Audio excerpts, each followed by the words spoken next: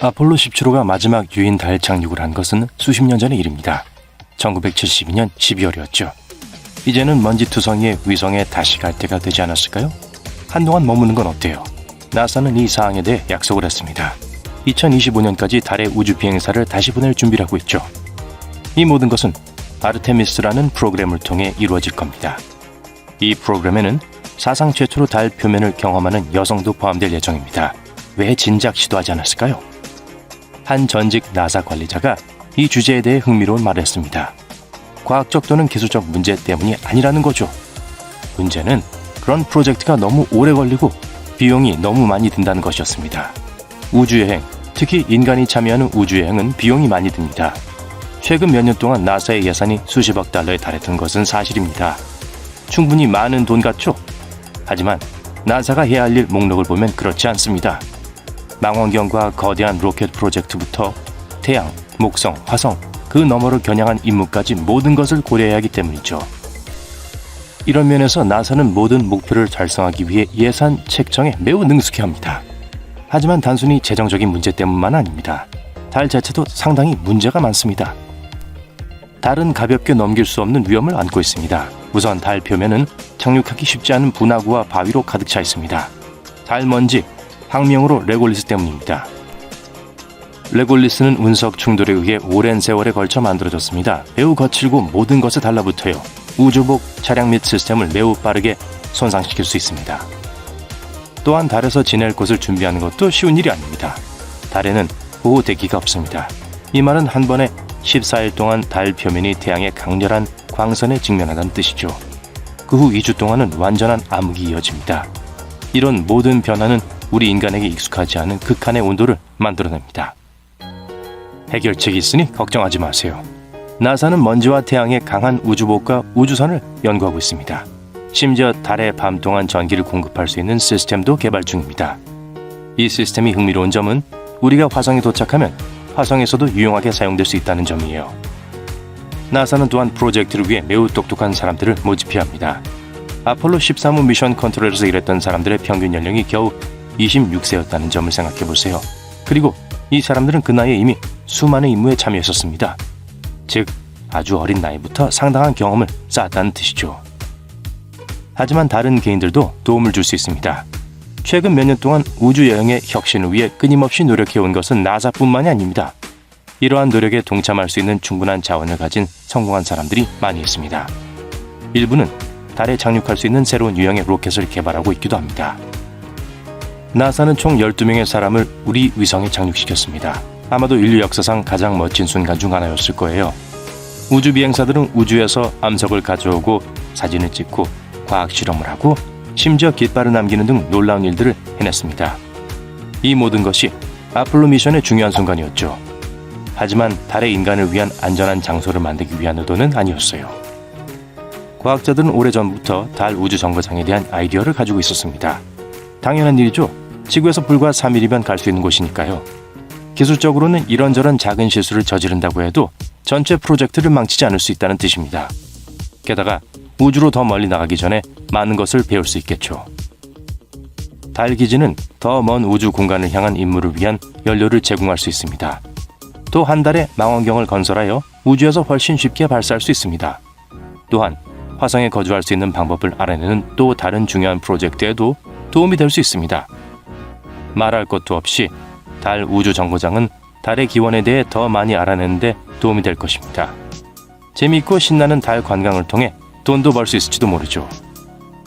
어쨌든 아폴로 달 프로그램은 많은 노력이 필요했습니다. 우선 미국 전역에 걸쳐 약 40만 명에 달하는 엄청난 인원이 참여했다는 사실부터 살펴봅시다. 모든 것이 완벽했던 것은 아니었어요. 두 가지 주요 불행한 사건이 있었습니다. 첫째, 아폴로 1호의 발사대에서 화재 사고가 발생했습니다. 둘째, 아폴로 13호의 산소 탱크가 말썽을 부려 임무 도중 심각한 문제를 일으켰습니다. 프로젝트의 중요한 부분은 세턴 5였습니다. 이 로켓은 어느 날까지 성공적으로 비행한 가장 강력한 로켓으로 36층 높이에 달했습니다. 그 높이가 상상이 안 된다고요? 이 로켓은 나야가라 폭포보다 2배나 높았어요. 세턴 5호 덕분에 나사는 13가지 임무를 성공적으로 완수할 수 있었어요. 여기는 달을 향해 24명의 우주 비행사를 태우고 간 것과 이 중 절반이 달 표면을 걸은 것이 포함됩니다. 기존의 로켓과 우주 왕복선은 지구 저궤도를 벗어나지 못합니다. 간단히 말해 우주 비행사가 생존에 필요한 모든 장비를 싣고 달에 도달할 수 없다는 뜻입니다. 현재의 우주선은 적어도 아폴로 임무 이후로는 이런 짐을 운반할 수 없습니다. 어쨌든 우리는 지구에서 많은 진보를 이루었고 곧 우주 비행사를 위성에 보낼 준비가 되어 있습니다. 바로 아르테미스 프로젝트죠. 아르테미스 프로젝트는 나사가 감독하는 프로그램입니다.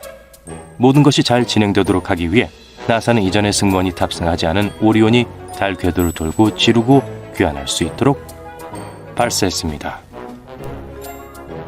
자동화된 시험 주행이라고 할 수 있죠. 실제로 사람을 다시 달로 보내기 전에 모든 장치가 제대로 작동하는지 확인해야 합니다.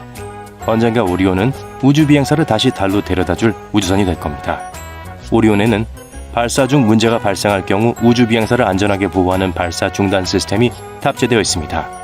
또한 오리온에 연료를 공급하고 추진하며 물, 산소, 전력, 온도 제어를 통해 우주 비행사의 생존을 유지하는 동력 원인 서비스 모듈이 있습니다. 이 모든 미래 프로젝트는 궁금증을 자아냅니다. 달에서의 생활은 어떤 모습일까요? 지금은 상상에 의존할 수밖에 없습니다. 어떤 사람들은 동화에서나 나올 법한 아늑한 호빗굴 같은 집에서 살게 될 것이라고 말합니다. 달의 지하에서 사는 것은 필수일지도 모릅니다. 뜨거운 온도와 산소 부족 때문이죠. 운석의 위협과 끊임없는 방사능을 고려하면 달 표면을 그냥 걸을 수 없는 것은 당연한 일입니다. 교통수단은 어떨까요? 대기업과 중소기업 모두 이상적인 달 여행을 만들기 위해 노력하고 있습니다. 현재 예상대로라면 빠르면 2024년 일종의 달 택시가 이륙할 수 있을 것입니다. 현재 로켓과 달리 이 우주 택시는 지구 대기권 재진입에 가혹한 조건을 겪을 필요가 없습니다. 여러 번 왕복하는 것이 더 쉬워질 거예요. 달에서의 생활을 지원하려면 우주 택시가 안전하게 이착륙할 수 있는 특별한 공간이 필요합니다. 달 표면에 단단하고 평평한 곳에 달 먼지를 막아주는 벽으로 보호된 착륙장이라고 생각하면 돼요. 달 표면에서 이동하는 것도 더 쉬워질 겁니다.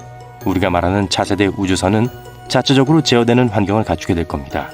즉, 우주선 안에 있는 동안에는 우주복이 필요하지 않다는 뜻이죠. 잠시 우주 놀이기구에서 벗어나고 싶다면 당연히 우주복을 입어야 합니다. 자, 이제 집과 탈 것은 해결됐습니다.